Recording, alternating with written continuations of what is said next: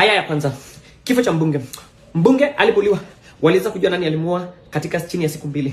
Waliweza kumfuata kutoka Mbagathi, wakafuata pikipiki zote, CCTV zote zilikuwa zinafanya kazi, wakamfuata wakajua mpaka mahali anaishi, wakapata mpaka bunduki ambayo ilimuua na wakashika mwingine akienda kuhepa kwa boda, na wote sasa wako karibu kuhukumiwa chini ya siku 3.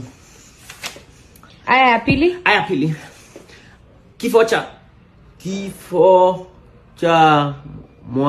Kifo cha mwananchi wa kawaida. Soma haraka. Mwananchi wa kawaida alijigonga akajiumiza. Soma kwa haraka. Akajiumiza.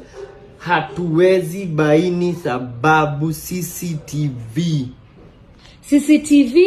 Soma haraka.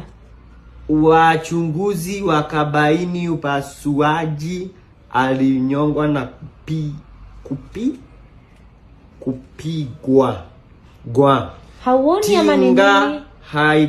Haongei, gurumi, haifanyi kazi. Naye mtemi ana kibu na mshukiwa hangatuki kamwe kama ni